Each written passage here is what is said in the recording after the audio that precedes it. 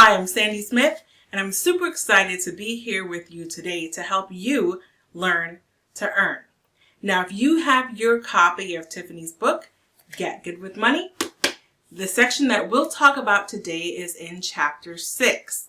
That section is appropriately titled 50% Whole, Learn to Earn, Increase Your Income. Today, I'll be working with you to help you do just that. Now, a little bit of information about me. I'm actually mentioned in Tiffany's book in this section, and we wanted to bring the information that is shared in that book today to you live to help you increase your earning potential. My background is that I started about 12 years ago in the world of personal finance, and just like you've heard Tiffany, during the last recession, I too suffered financial setback. I ended the recession owing over $200,000 of debt. Didn't own a house, didn't own any property, just had some degrees and had closed my business. And I needed a way to increase my income to get out of debt. Over the past few years, I've been able to do just that, both by increasing my income at work and by side hustling, which I've known a lot of people to do, and I'm well known for helping others do that as well. And I've been able to turn my entire life around from having a negative 200,000 plus net worth to a net worth now closing on about $900,000.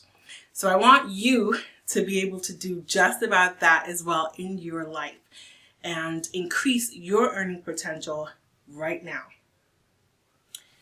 Some more about me. I'm actually an HR professional. So I've been in human resources for about 8 years or so with progressively larger jobs. Companies tend to come to me to assist them with either putting an entire HR group together, or if they're going into a new country, or acquiring a company, or they're getting ready to be sold or to go public, boosting up what their HR does, making them HR compliant. I specialize in HR information systems, compensation, benefits, payroll, and international HR and payroll. So a sprinkling of a lot of things, but on a regular basis, I see numbers all day, every day. I've been known to pay people around the globe in Asia, Europe, and the South Pacific. The last role that I held involved me getting a company up to speed on paying their employees in 15 countries. So I was moving millions of dollars around the globe on a daily basis. And having helped other companies put HR systems in place, help with their compensation program, help with managing employees, putting policies in place, I have a lot of information that I think would be beneficial to someone like you who want to increase your earning potential. Now today I'm going to focus on 3 areas. One is increasing your earning with your current employment. Hopefully most of you have a job and you're working. You want to learn how to increase your earning potential there. The second is how to maximize your earning potential when you're changing jobs, because a lot of us make mistakes that we don't mean to make, and we miss out on potentially, earning more money. And the third is supplementing your income through a side hustle. Now, my philosophy, even working in HR, is to never depend on your job for 100% of your income, because I have unfortunately been on the other side where I've had to terminate employees who were perfectly great employees, had done nothing wrong, but the company just needed to save money. Last year, during the Great Recession, we saw just how bad it could get. Millions of people had to file unemployment for the first time and were unemployed for months and months. Many of you might still be either unemployed or underemployed right now from the recession. We are seeing jobs coming back, but we know that many of those jobs are not paying what they used to pay. However, there was a flip side to the recession, because a lot of people who were already doing well continued to do well, or even improve their finances in 2021. This is the unemployment rate during the COVID-19 pandemic. And this is Amazon CEO Jeff Bezos' net worth during that same time span. From March to June 2020, Amazon founder Jeff Bezos saw his wealth rise by an estimated $48 billion. The founder of the video conferencing platform Zoom grew his nest egg by over $2.5 billion. So as I talk to you about improving your earnings at your current job, I know that many of you will say, I'm just happy to have a job right now. I just want to hold on to my job. That's fair and that's valid. But I also want to arm you with tools so that when you are comfortable to ask for additional money, you'll be able to do so from a place of confidence, and you'll know exactly how to approach improving your earnings.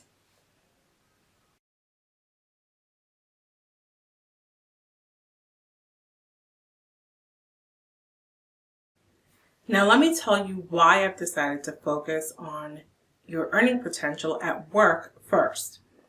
First, that's the money that will sustain most of us in our daily lives. I know that there's been a recent push towards entrepreneurship, but if we're being completely honest, it takes some time for a business to grow enough to be able to sustain its owners. So chances are you probably will have a job while starting a business, or you will just have a job, and that's perfectly fine. The problem is that we're not very good at maximizing our earning potential at work. Now, I used to have this mentality that if I worked hard enough and my manager liked me, they would just give me the best possible raise that they could give me at the end of the year or when it was time for a review and time for annual increases. And sometimes I had really nice managers who would kind of look out for me. But here's something that a very senior HR manager told me at one time. She was actually this chief human resource officer. And she said, your career is not my business. You are in charge of your career. So it doesn't matter where you go from one job to the next, or even within the same company, you are in charge of your career. So you may have a great manager who may push you ahead and who may support you, but ultimately you have to take charge of your career. And that means that you need to be in charge of your earning potential. You need to make sure that you are maximizing every dollar that you could potentially get at work. And many of us just don't do that. Now, the standard increase is typically between 1 and 3 or 4%, and we call that the cost of living increase. You may get that increase once a year, or in some cases, they may do a review twice a year. You get a small increase and another increase. Or depending on if you work in retail, it may be if you have a certain length of time somewhere, or if you're in a government position, you may have certain levels that you have to meet, and that comes with time. So I want to acknowledge that there are different setups for different kinds of employment. What I'm generally going to talk about are for those of us who aren't on level plans like government plans, where you have very set, very rigid kind of levels that you have to meet to get increases. For the rest of us, there is a potential for us to really improve our earnings beyond the 1% to 3% that we're typically making. So one of the first mistakes that I see people making that is pretty common is that we don't write down our accomplishments. We don't. And when it comes time for your review, what happens is that you and your manager tend to focus on the things that happened in maybe the last 3 to 5 months. But there are a whole bunch of other months throughout the year that you've likely forgotten about. You need to be writing down your accomplishments throughout the entire year. There are different beautiful notebooks that can accomplish that. They're just your kids' black and white notebooks. You can take a Google Note. However you do it, you should be writing down your accomplishments on a regular basis. They don't have to be huge. They can be small things. So let's say that you happen to save the company some money, or you figured out a way to make something faster or easier. You trained an employee. You helped somebody else learn something. You improved something. Now, here are the words that I'm using here. Improved, saved, Those are those kinds of action words that the company will focus on. Like, how did it help the company's bottom line, right? So you want to use those kind of rich text language when you're writing down your notes, because those notes will actually help you later on to make a case for an increase in your earnings. So what you should get in the habit of doing is every week writing down your accomplishments. Write down something that you did. I reduced the amount of waste. Let's say you work in fast food. I was able to reduce the amount of waste that we had this week. Let's say you work in retail and you're getting through a bunch of customers. I took on, or I passed 100 customers in line, or my time in line reduced by 15 seconds, or, whatever it is. Let's say you work at a desk job and you have an effect on the company's bottom line. Brought in a new client, saved the company money, shaved time off of doing something. Whatever it is that you've accomplished for that week, it doesn't have to be big, it could be very small. Write it down. Write it down. Tiffany refers to this in the book as well, and it doesn't matter how you keep it. If it's in a folder, electronic, your notebook, however it is, you should be writing your accomplishments down. Those accomplishments will come in handy for you at the end of the year when you have your review. Oftentimes you're asked to write down your accomplishments, or you're asked to reflect on the things that you've done, or they want examples of some things. This will help you put concrete examples as to what you've done over the year. And it will go back longer than the 3 to 4 to 5 months that you will normally naturally remember as you're doing your review. And this also gives you ammunition to say, I'm a valued employee. I'm making a difference in this company, and I should be compensated for making this difference beyond my 1 to 3 or 4% increase. So go ahead and write it down. I think Tiffany refers to it as her brag book. Brag. This is where you want to make sure you write down everything that maybe you would annoy your best friend telling them about the thing that you did this week. You want to go ahead and write it down. Write it all down. Even if you think it's mundane, even if you think it doesn't make sense, it's something that you can reflect on, that you can use and pull it out of your back pocket when you're talking to your manager. So that's my first tip. Write down your accomplishments. Write it all down. The next thing I think that we forget to do is that we don't look for opportunities at work. So what do I mean by opportunities? I mean, can you do something different than you're currently doing? Maybe you ask for an opportunity to be on another team. Maybe you ask to be cross-trained on something else. You potentially shadow somebody else. If they have learning at your job that you can take a lesson in. You need to be improving your knowledge base at all times. And this is what this accomplishes. So I know that traditionally we think about going outside and taking a class or two to add to our knowledge, but in this case, you don't always have to do that. Sometimes on-the-job training is really effective.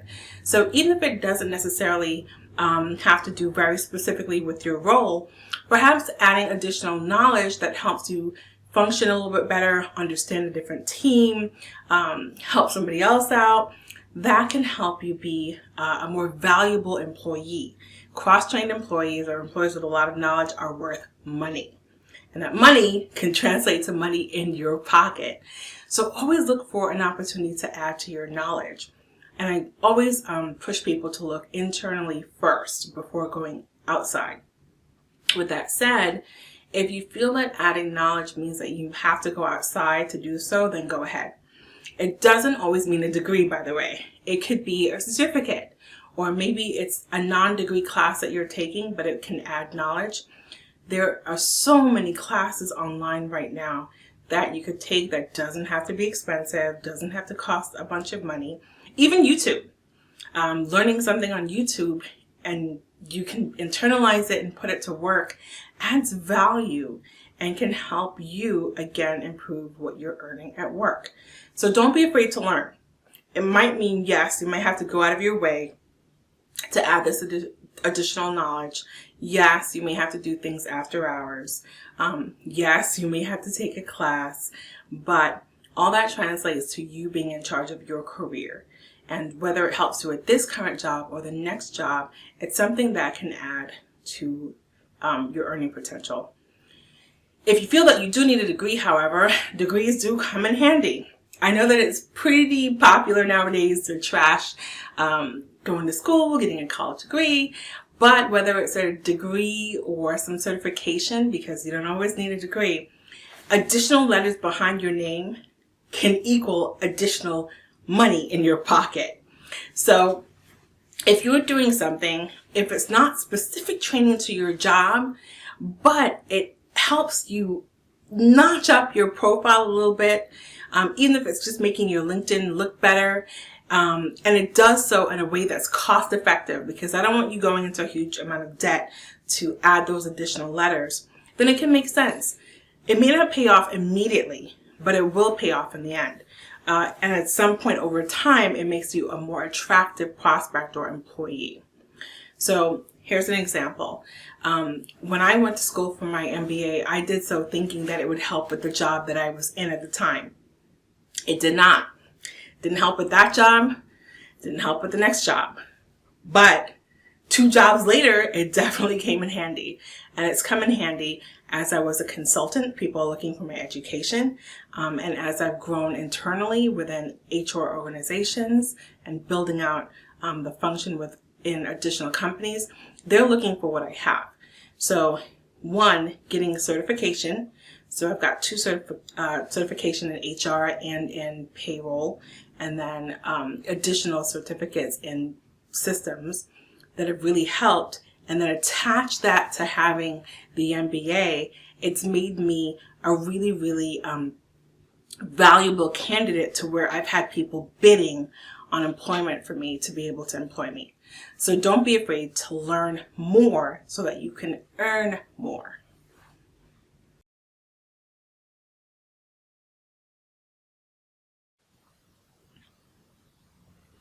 I know that you've heard this phrase before. Your network determines your net worth. Now, what does that mean? It's not always true, but it's basically saying that the circle of people that you surround yourself with can affect your net worth, your earnings, your money, your finances. And in some cases, I think it actually is very true. How good are you at networking, both internally and outside of your company? Have you made friends with people in the office? Are you partnering with other people? Are you meeting people in other groups? Who do you know? Because like it or not, you can often get another job, a better job, a different job, learn about what's going on in the company through other people in the company or through your network. If you don't know how to network, build that skill and start doing it right away. I know that many of us are working from home during COVID. It keeps us away from other people and makes it a little hard to interact with people. But there are different ways that you can network with other people. If you don't currently have a LinkedIn profile, stop and get on LinkedIn right away. LinkedIn has been great at helping people connect across the country in a professional way. So I often get requests on LinkedIn from other people within my industry, and their requests will sometimes say something like, oh, I see that you're an HR professional, you work on global payroll or international payroll. I do something similar. I'd love to connect with you so that we can share information or maybe learn something and grow my network. Perfectly reasonable ask. So I often accept those kinds of requests. Or I'll get a networking request that says, hi, I see that you're an HR professional with X years of experience. I may be looking for someone to fill potential roles in the future, would love to connect with you. And I accept those requests, of course, because I want to continue to build my network. So building your network is actually very important. My last 3 jobs actually came from people within my network, within my circle. Some people I had worked with directly, some people indirectly. So even though we were not in the same department together, having interacted with me previously, knowing my work ethic, learning something about my abilities, when they were somewhere else and people needed somebody like me, I came to mind. So they were able to say, hey, I have a referral for you. I know this person who I worked with previously, she might be a good candidate. And so that was able to push me forward to give me additional opportunities, which, by the way, I took advantage of to increase my ask for salary each time. If you're not great at networking, LinkedIn is really, really, really good and makes it very easy for you. Complete your LinkedIn profile, add as much information as you possibly can about yourself and your employers, and then LinkedIn has some skills tests that you can take.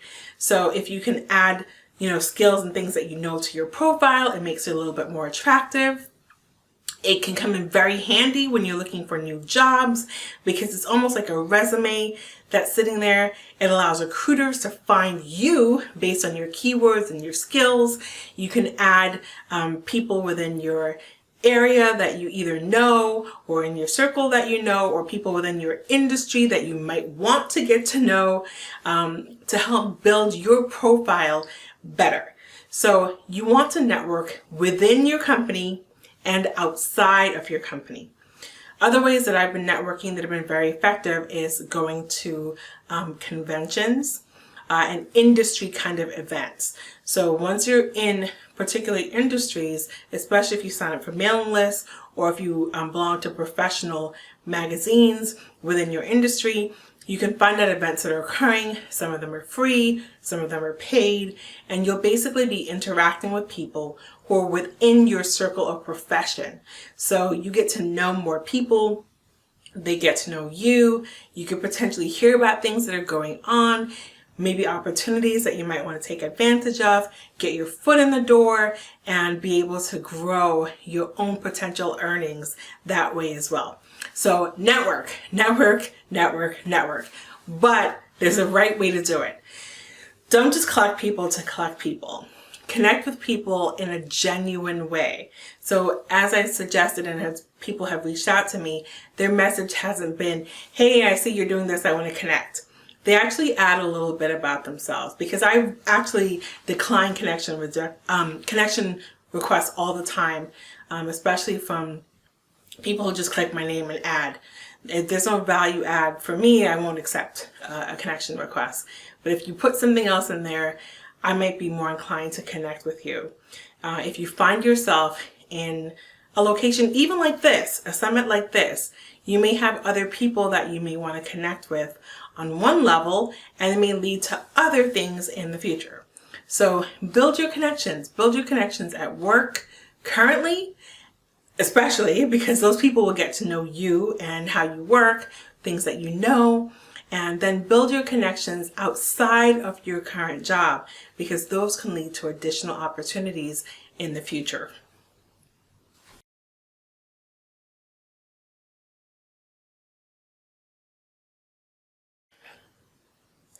Have you heard this phrase? Dress for the job you want, not for the job you have. There is such a thing called the beauty bias. It's very subconscious, it's not fair, but what happens is that it often results in people who are perceived to be attractive and well put together receiving a salary that is 10 to 15% higher than someone else. How do you overcome that? Well, by having an appearance that's put together, groomed well, and as professional as you can be for the job that you have or the job that you want. Now, I know that many of us are working from home during COVID times, just like I am, and there's a very high temptation to be in your t-shirt and your slacks or your jeans or your sweatshirt just about every day. In fact, I might just be wearing sweatpants right now.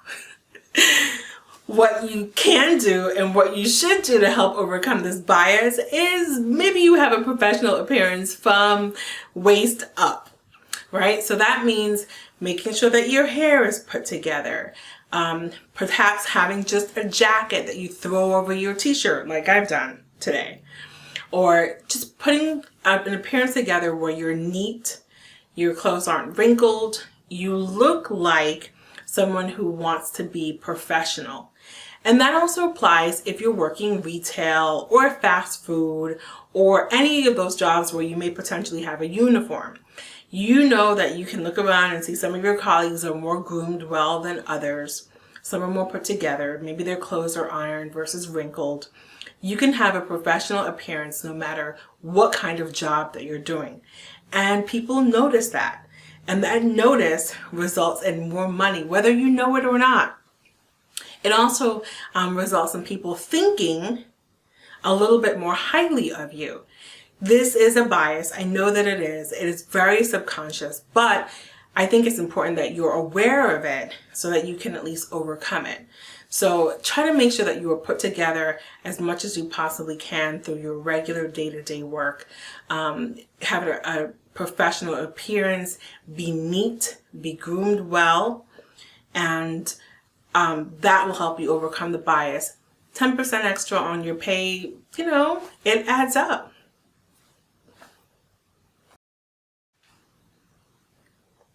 Do you already have a skill and you're really good at something, have nothing to back that up from a third-party organization?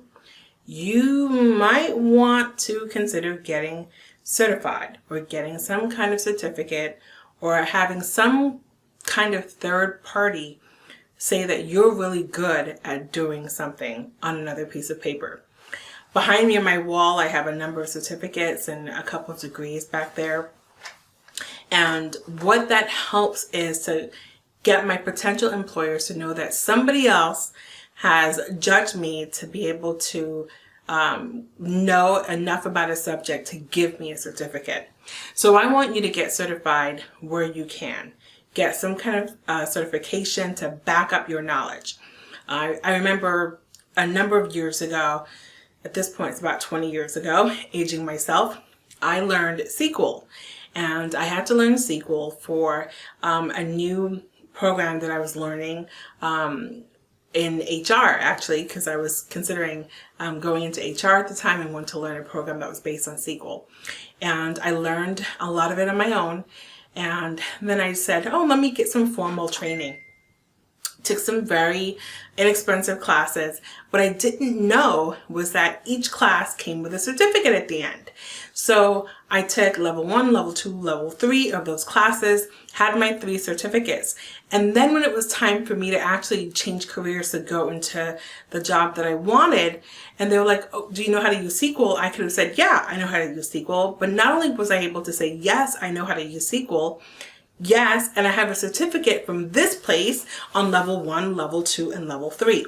Totally got me into the job because I hadn't been doing HR before. I was a complete career changer, had never done anything human resources related, and that helped me get my foot in the door.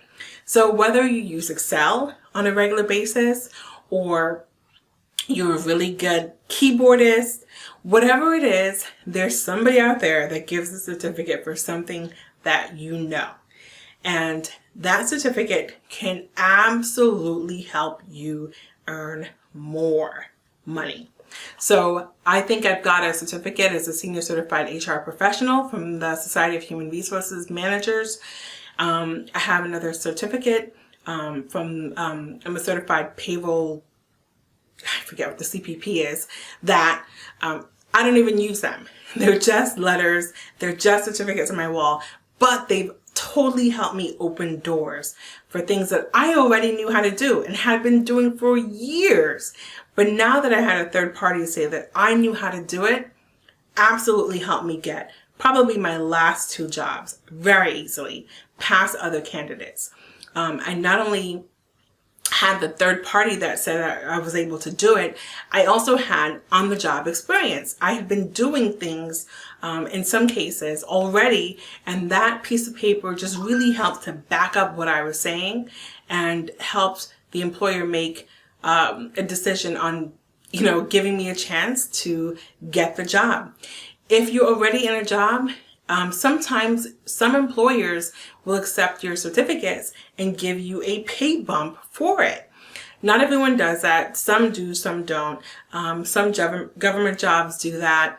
Some large retail organizations do that. They'll give you a bump in pay if you get some certificates, but it can be worth it. And it's good for you as well, for an ego boost and a confidence boost to say, hey, I'm certified in this, or I've got a certificate in that. So even if you don't have a college degree and you don't have necessarily years and years and years of work experience doing whatever it is, that certificate can help back you up and help you justify an increase in pay that you might not have otherwise gotten. Here's a question for you. Do you know how much your colleagues make? Are you afraid to ask? Are you even allowed to ask them? Finding out what your peers make can be extremely powerful in helping you justify an increase for yourself. This helps you determine if you're even in the ballpark with what you want to ask for a raise. Some companies have different philosophies on their pay raise. Some people have bands, which means you've got, from here to here is what we're willing to pay, and ranges within the bands. Let's say you're level 1, level 2, level 3 is a band. And then within those bands, they've got ranges from here to there, here to there, here to there.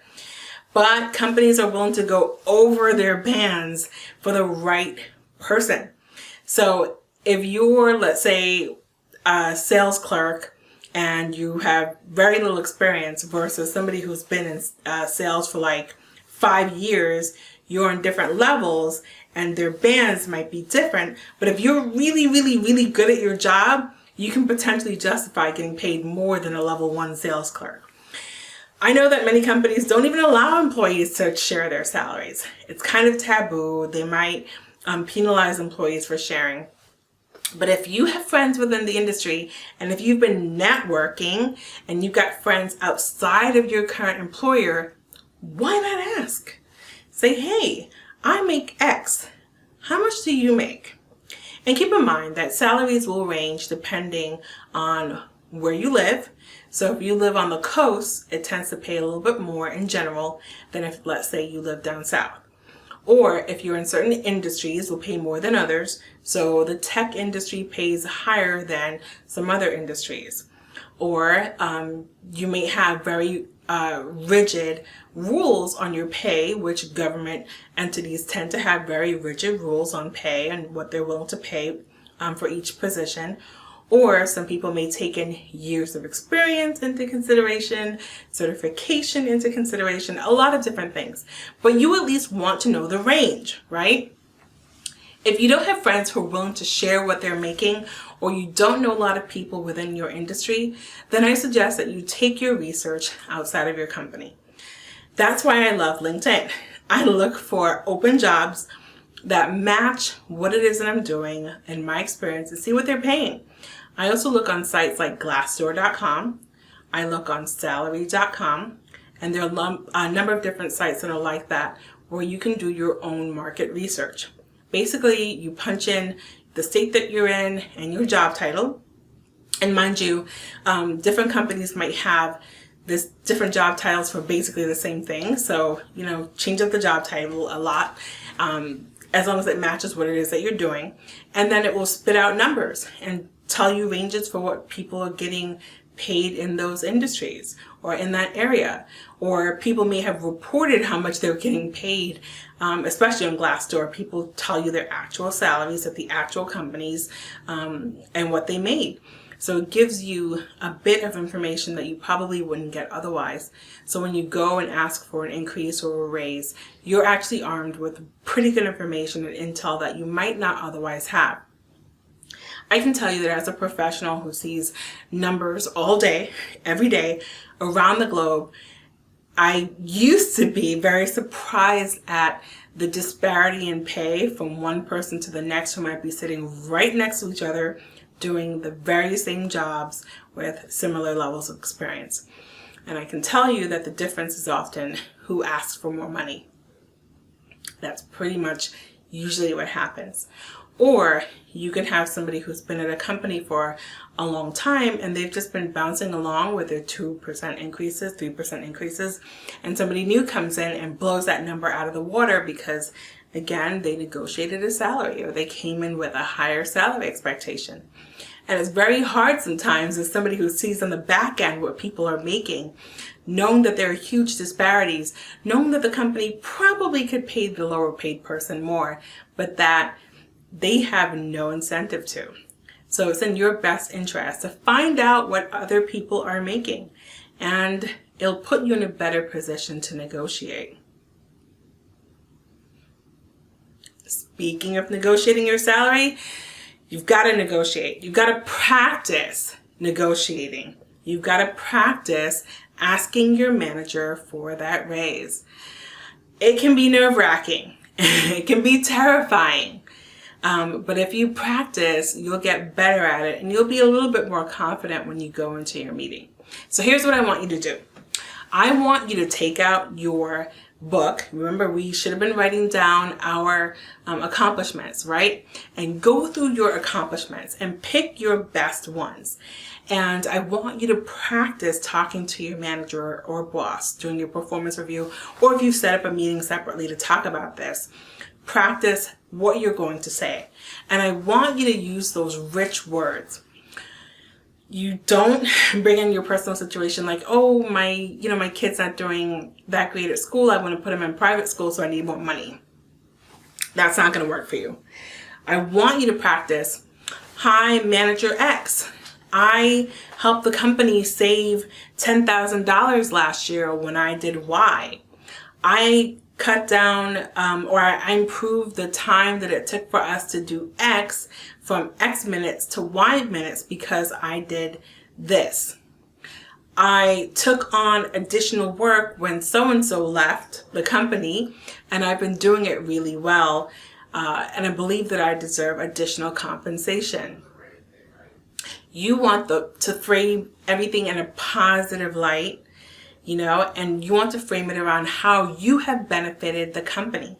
I want you to stand in the mirror and I want you to practice it. You're going to feel very, silly at first. And then I want you to grab a friend and I want you to practice with a friend. So that if your friend laughs at you, fine, you'll get the laughs out of the way. But your friend can critique what you're saying. They can give you some feedback. And then you take notes, right? Maybe you didn't argue your point very well. And then you can bring in some things like, I've done some market research and I found that people in our area doing this job for X amount of time can get paid as much as Y. I found this information on salary.com. And I think that I deserve to get X increase because I've contributed to the organization, because I've saved the company this money, because I've reduced this time, because I've made this improvement, because. Always make it around what you've done for the organization. And you always want to put the value that you are to an organization. Because here's something. Employees are very valuable to companies, especially employees who know their jobs, do it very, very well. It can be extremely costly to replace an employee. You've got to spend time and energy looking for people, interviewing people. They may have to recruit. It costs money to recruit people if they use a recruiting company. Then you have to train the new person, get them up to speed, and you've wasted time, energy, effort, and money. They would prefer to not have to do that. So giving you additional money makes sense versus having to replace you. I'll never forget the time that I started a new job and the invoice for the recruiting fees came in, and I looked at it. At the time I was getting paid $50,000. My son is here. This is what happens when you're working from home during quarantine. I was getting paid $50,000 a year. And the invoice came, and the recruiting fee for me was $25,000.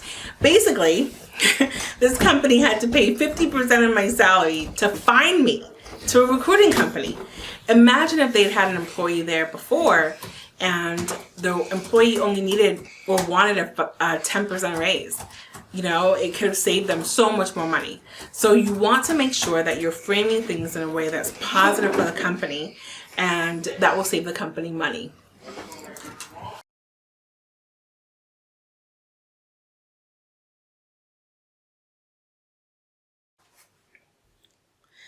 Okay, you've done all the right things.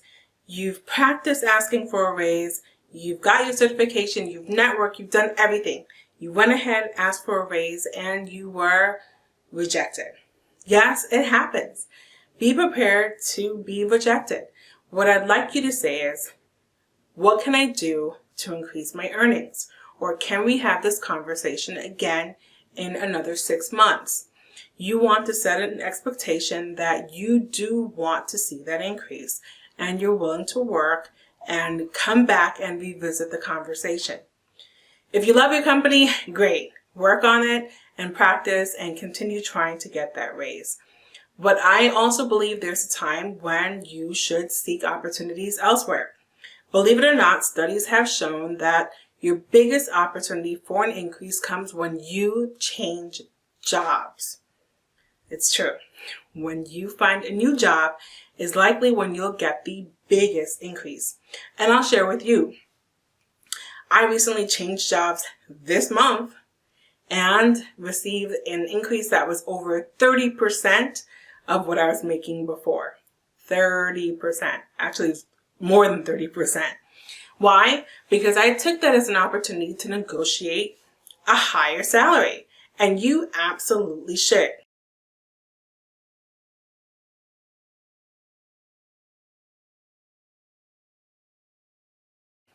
So remember how you got your accomplishments that you wrote down for your job? Take those accomplishments, and what you're going to do is that you will update your resume, you will update your LinkedIn with those accomplishments. Those accomplishments make you attractive to another employer. The certificate you got, that also makes you attractive to another employer. So what doesn't work for your current employer might just work for someone else. And remember how we've been looking on LinkedIn and salary.com and looking where other people are getting paid for similar roles to you? Guess what? You've done market research. So you know what people are getting paid and what there's a potential for you to get paid as well. But I do want you to keep something in mind. Traditionally, women, and I know Tiffany's audience is primarily comprised of women, women are not as assertive as men are in our ask for salaries and for increases as we go from job to job. We also don't apply for jobs that we should be applying for as well. Studies have shown that men apply for jobs when they have about 60% of the criteria that the job is looking for. Women wait for close to 100%. So we're missing out on opportunities because those guys who go for jobs when they only have 60% of the criteria, guess what? A lot of them are actually getting the jobs. So if you see a job requirement and you think you've got to check every single thing on the list before you apply, don't do that. Go ahead and apply anyway. The worst that they can tell you is no. And there's nothing wrong with a no. You've got to get to the no's before you get to a yes. So go ahead and apply for a new job and have a number in mind. I had a very specific number in mind when I was looking for a new job. Actually, this one found me. But I had a very specific number in mind. I knew what I was getting paid. I knew that I was underpaid. And I knew what I wanted to do in my next role. And I knew how much I potentially wanted to make. And my new employer met all of my expectations and then some. So be prepared to change jobs. I know. I've mentioned the pandemic. I know that people are not as confident. But believe me, people are getting lucrative positions right now in the pandemic. If you don't take the opportunity, it might just pass you by. So if you've made the decision to leave your job, continue working, continue being a high performing individual, but go ahead and interview at the same time. Try to get people to write you recommendations on your LinkedIn profile. So if you know other people within your office and someone that you can maybe confide in that you may be looking for something, have your peer write a recommendation, or have a prior employer write a recommendation for you and make it public. That will show potential employers that you've had positive experiences at prior employers. That helps you pop up higher on the list as well. And I'm talking about LinkedIn as a platform to utilize because it just has helped so many people find jobs much easier than previously. And this helps you have basically a running resume that you can update and utilize in real time.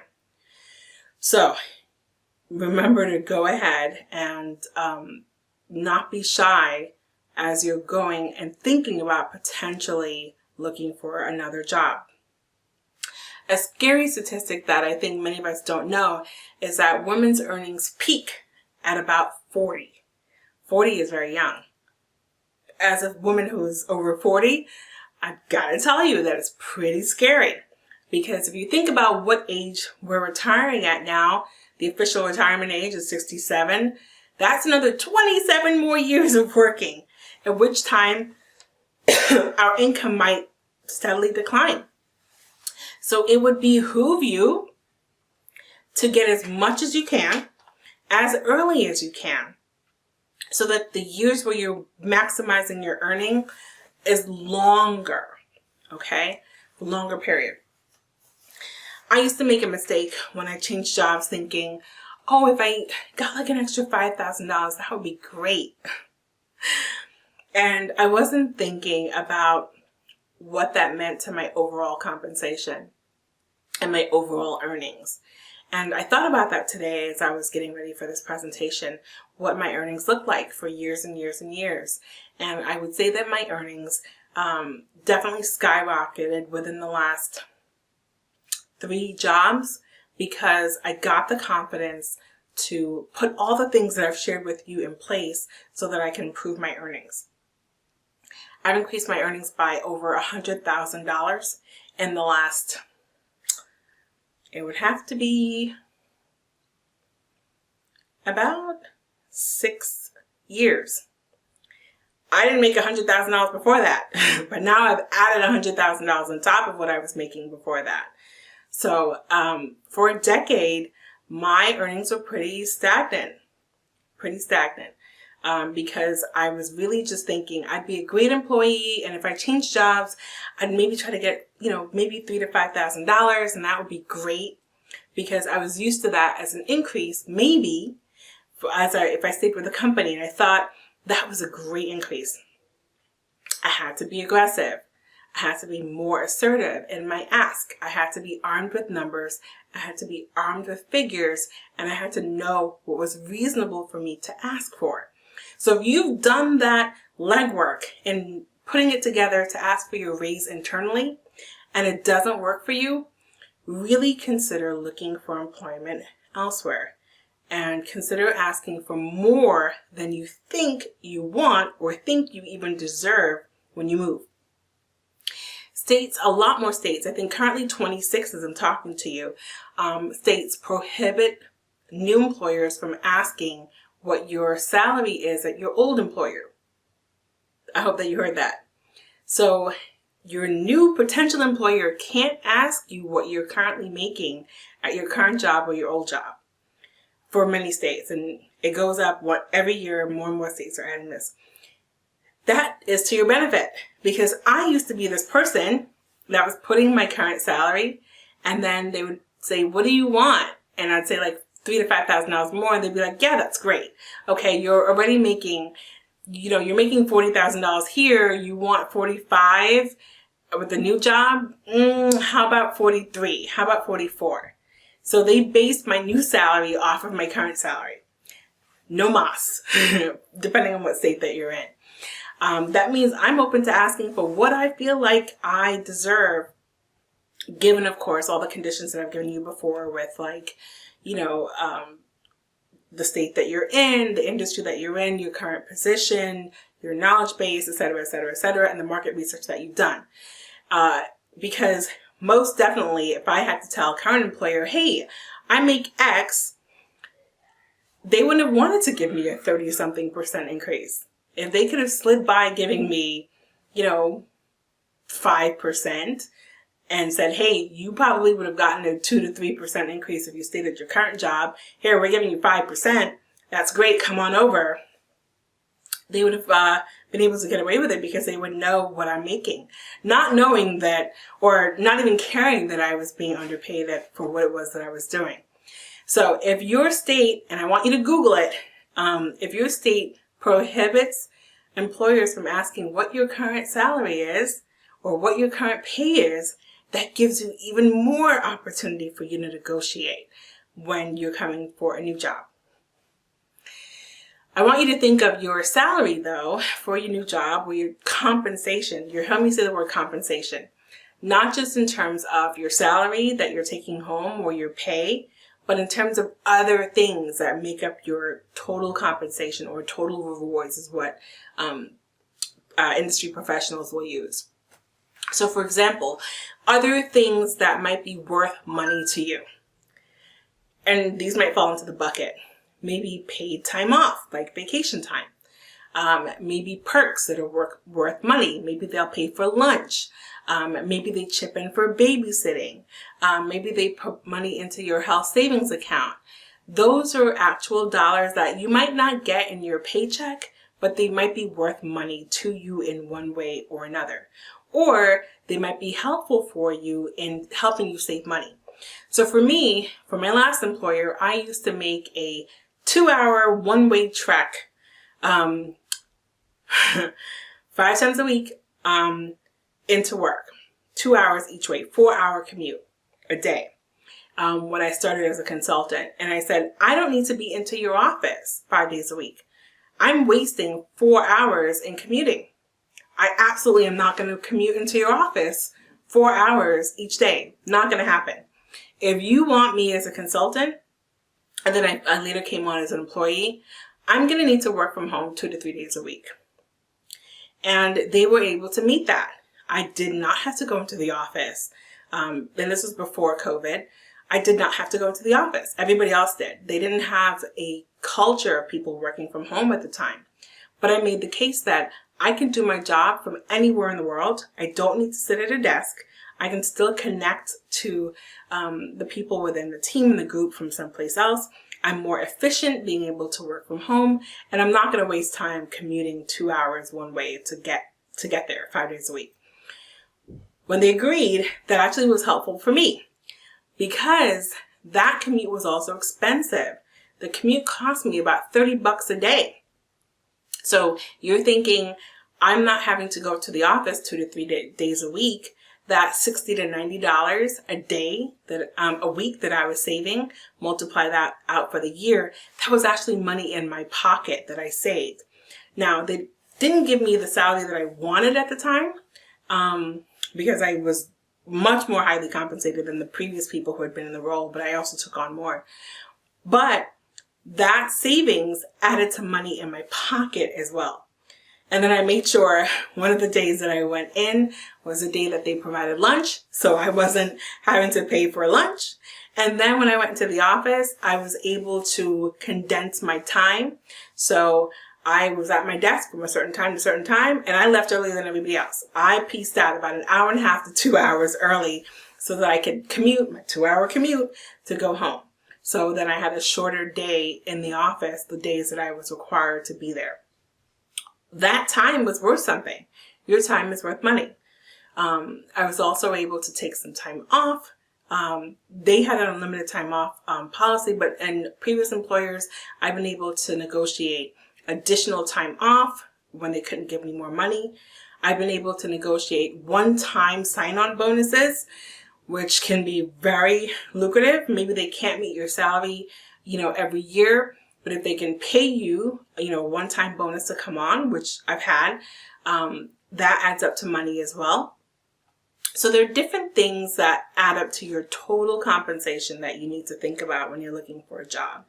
So even if the salary isn't exactly what you want, if there are other things that can add up to make up that salary or to save you money, save you time, give you more time off, then sometimes that job is worth it. For me, the last job was worth it at the time because I got to be home a couple of days a week. My son was very small at the time. He was barely a year. He wasn't even a year when I started there. I wanted time to be home with my son. That also saved me money in daycare, by the way, because then he wasn't in daycare 5 days a week. I was able to cut down on how much I spent on daycare. I was able to spend time with him, and I saved money on commute. All money in my pocket. You've also got to think about your compensation as you change jobs in a holistic way as well. So all of those things can add up to money in your pocket. I would suggest that as you go looking for jobs, you write down the things that are important to you. What are your non-negotiables? What are the things that are must-haves? For this particular role that I just started, I had some very, very strict non-negotiables. I said, I never want to go into another office ever again. Deal. The offers that I got were all 100% remote positions because I never want to do the commute. I never want to go into another office. I never want to waste time going back and forth on trains or driving. It saves me time. So if somebody wasn't willing to meet that, then I wasn't willing to even talk to them. Even above and beyond the salary requirement, that was important for me because that saves me time. And my time is worth something. And then I had some salary floors, like this was the minimum I'd be willing to accept to do X work. So my previous employer had me doing quite a lot of work. I decided I wanted to dial that back. And I was willing to dial my salary back as well because I wasn't going to be doing as much work. The opposite actually occurred because I will be taking on a higher level position, doing less work myself, but the compensation was higher. So you never know. You might just luck out and end up with what you actually want. But if you don't know and you haven't written down what your absolute must-haves are, then when a company comes back to you, you'll be waffling. And you want to make sure that you know firmly, this is a yes, this is a no, this is what I'm willing to accept, this is what I'm not willing to accept. And be prepared to negotiate. Negotiating is a skill. It can be daunting. You might feel like, oh my gosh, I'll lose this job if I don't take X or Y or Z. But I think that it behooves us all to ask for what we want and pad it a little bit. What I did with this particular job is I padded my ask by about $20,000. That's a lot of money. But I ended up with, I think I added about 50% onto my previous base salary. I literally asked for 50% more than what I was making at the time. And that's how I ended up with 30-something% more. So I padded it. I'm not telling you to do that exactly, but if you're negotiating, somebody's going to come up a little bit, someone's going to come down a little bit. If you start a little bit higher, then you know it works out. In my case, I knew what the range was. I knew what the high end of pay was. I knew what the low end was. I was able to start on the higher end than on the lower end.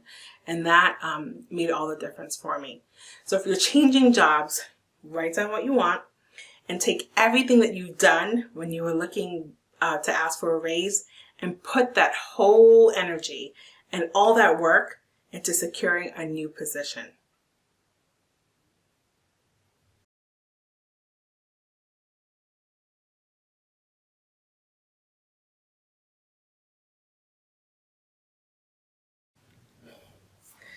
Okay, this is my favorite part. I am a fierce advocate for women especially making money that doesn't have them connected to a job. You've heard me tell you that women's earnings peak at about 40, but let's also acknowledge the wage gap. Men are paid more than women in general, and then depending on your ethnicity, that all women aren't paid equally as well. Add to that age, and that can complicate the matter for a lot of people. So I think the best way to level the playing field when it comes to earnings is often by supplementing your income and being in charge of how you do that. So for the last 7-8 years, one of the things I focused on is on helping people learn how to side hustle or create a small or micro business. I call my group the Hustle Crew because that's exactly what we do. Now, my philosophy about being a side hustler was shaped by my experience both in the working world and being in human resources. You've heard me mention that I've had to tap employees who did absolutely nothing wrong on the shoulder and tell them that they were no longer employed just so the company could save money. But the flip side is that I've been on the other side too. Directly after September 11th, I remember I was working at this humongous and gorgeous financial services firm, and we saw in the newspaper before we even got to work that 5,000 employees were being let go globally. And we sat there, and I remembered I was one of the next to last people sitting on the floor, and you saw the phone calls roll from one to the next to the next to the next, all on the floor from people being terminated. And that was one of the toughest days for me at the time. A lot of people got terminated, a lot of people leaving with boxes. And I determined at that time that I would never, ever, ever, ever, ever make it so that I was just dependent on my job. Imagine being the sole breadwinner for your family. Imagine losing your job, not having a way to pay your rent, pay for food, what you do with your kids. I know I'm not imagining it because that happened to millions of people last year. 2020 was a very rough year for a lot of people. And even if you saved your emergency fund, if you had 3 months, 6 months, even a year's worth of money saved, look at how long the quarantine has been going on. It's been a long time that's affected quite a lot of people. And again, I'm not exempt. My husband was furloughed from his job last March. We're now in April, and he's still on furlough. He's in a great union job with great benefits and good pay. But when you're furloughed, there's not much that you can do. And your savings go pretty quickly. Last year, I was able to activate some of my own side hustles. And my side hustle income actually surpassed my own salary. So I want to be an example of what can happen both in the negative and in the positive because I've experienced both of it. And I want you to add some additional income that is not tied to your job. I want to repeat that. I want you to add income that is not tied to your job. It is very easy for you to lose your job through no fault of your own. And if your income is just tied to your job, even if your side hustle is tied to your job, there goes that income again. The one thing I do want you to do that's tied to your job, though, is think about what it is that you're doing at your job right now. That's called a skills assessment. I want you to think of what skills I've got that I could potentially take from work and use someplace else and make additional money, right? So let's think about it. What do you do right now? And I'm not talking about your job title. I'm talking about what you do. What do you do for work? Let's say you're a cashier at Walmart. What do? Well, you basically have great customer service skills, right? You deal with a high volume of people. You're able to deal with money and financial transactions and move money and make change very easily, right? You probably have good memory skills. You may be able to remember where certain products are within the store. You're able to work, long hours on your feet, etc. Those are skills that you have as a cashier at Walmart. Everyone has skills that they do at their job. And you have skills that are transferable, that you can take from one place to the next, or that you can apply somewhere else, or you can take from that job or things that you've known that you can monetize someplace else. So in our example, what can a Walmart worker potentially do outside of work that would make them money that's not tied to working at Walmart? And that's not a second job as well. I want to make that clear. A side hustle is not a second job. You only have a certain amount of hours in the day. You can't have a second job all the time. Some of you might already have a second job. A side hustle is something that you can do independently at any time that works well for you and will make you money, right? So I had a very high pressure job that I had to work a lot of hours. One of my side hustles last year was building websites. And I did that on my own time. And I was able to make money. It wasn't a clock that I had to punch in and punch out. I was able to make money doing that. So think about in your skills assessment what you know how to do, what you like to do, and what you're willing to do. What you know how to do, what you like to do, and what you're willing to do. Those might all be the same things, or they might be completely different. I know how to build websites. I hate building websites. I don't like building websites, but I'm willing to do it. Right? So even though I didn't want to build websites, guess what I did? I built websites so that I could replace my husband's income last year. Our Walmart worker might not want to deal with customers, but maybe she knows how to do that really well. Maybe she does like to do it. Maybe she's willing to continue dealing with customers. Maybe that means that she could potentially be online customer service for, another company. Or she can potentially be a virtual assistant, answering inquiries that will come into a website or for somebody else. Or if she's really good at money and making change and doing those kinds of things, maybe she can do books for a small company. You've got to think about the skills that you have and what that could potentially transfer into for a side hustle. One of the tips that we give in the book is to check out Craigslist. Now, that doesn't mean you look at Craigslist for your next job or a gig, but it can potentially give you ideas on things that you can do. Look in the gig section. Look in what people are selling as well. Selling things, by the way, is a great side hustle. I know friends who take old furniture from estate sales and from thrift stores, redo them, and sell them for a ton of money. I have another friend who thrifts on the weekends, sells stuff on eBay, and that's his side hustle. And last year he was unemployed during COVID and was able to replace his income through his eBay side hustle of thrifting and reselling. So, look on Craigslist. Maybe there's a gig that would match up with your skills. Maybe it's something that you could potentially do, or maybe it can give you an idea of what you want to do or what you could potentially do or what you like to do that could lead to additional money. I'm also a fierce advocate of people creating their own small or micro businesses.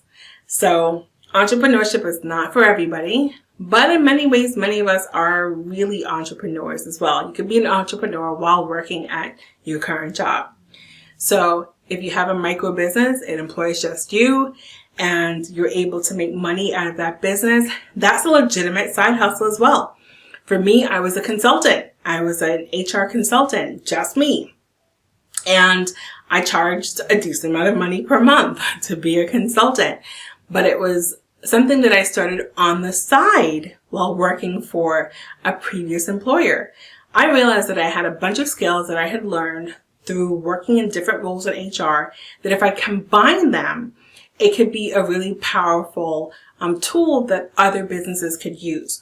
So I would consult with small and micro businesses. I'm talking about businesses that were maybe 10 employees or less.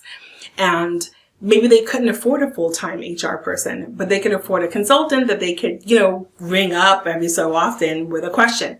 And I'd be happy to answer, and I would bill them for it. Or they would pay me a retainer on a monthly basis. Or if they had a problem, because that was one of the things that I did was like very difficult things with an HR, they would call me if they had a problem. How do I handle this? How do I do this?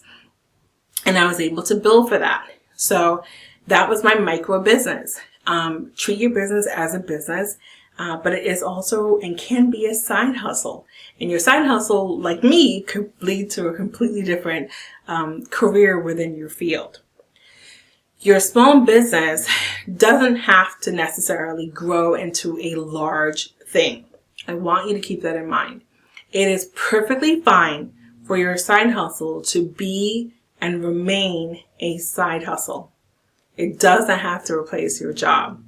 Your job provides you with lots of benefits, potentially, that are lucrative. Healthcare being the number one thing. Healthcare for me has been very, very important. It would also be very, very expensive. I hold on to a job for the most part for healthcare purposes. There was a year when I had about $250,000 in healthcare costs that I didn't have to pay.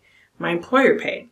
So there are some benefits to having and holding on to a job while you have a side hustle, and being very intentional with what your side hustle money does for you and your family in overcoming wage gaps and underemployment.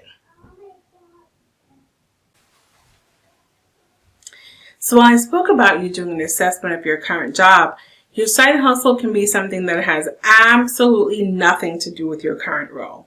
My friend who did eBay last year, he was actually a college student counselor. That was his regular job. And instead, he did thrifting as a side hustle. You don't necessarily need a lot of skills to be a side hustler. One of the most popular side hustles last year, and I know you can guess it, was food and grocery delivery. That's it. Everyone ordering groceries and everyone ordering Uber Eats and Seamless and DoorDash.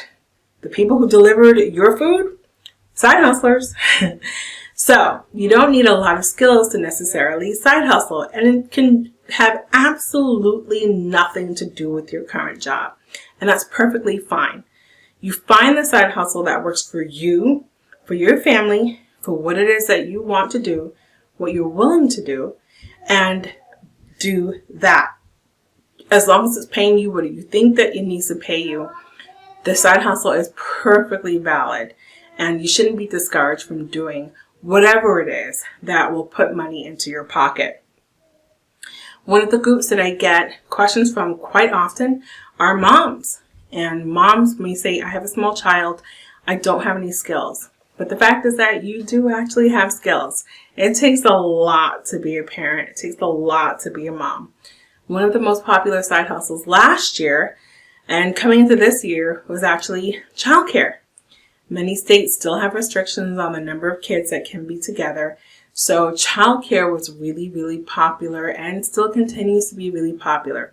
So if you're a mom and you're struggling and you're not sure what you can do, consider doing childcare as well. That could be something that you can add as a side hustle, and you can do it just as a babysitter. Maybe you sign up for care.com and you do it in your spare time, or when it's convenient for you and you're able to secure a client to babysit their child.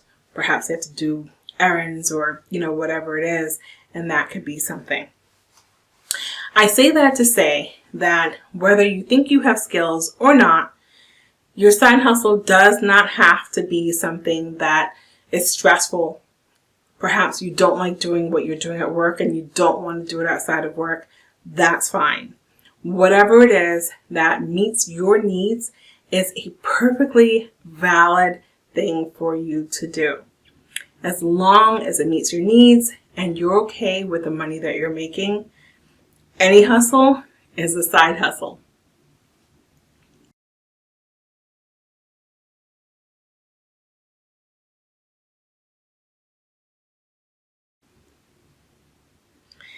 I want to thank you guys for taking my session, and I hope that you have learned something today, that you're able to apply some of the things that I've shared with you so that you can potentially make additional income. It's my goal to help as many people as I can level up their money so that they can live the best lives that they can possibly live. And if you haven't already gotten the book, I encourage you to get the book, Get Good with Money. Everything that I've discussed here can be found in chapter 6 of this book. And there are some additional things as well throughout Tiffany's book that I think will help you level up your entire earning potential. It behooves you to earn as much as you possibly can, as early as you can in life, because that also affects your Social Security later in life as well. So get out and boost your income and boost your earning potential right now.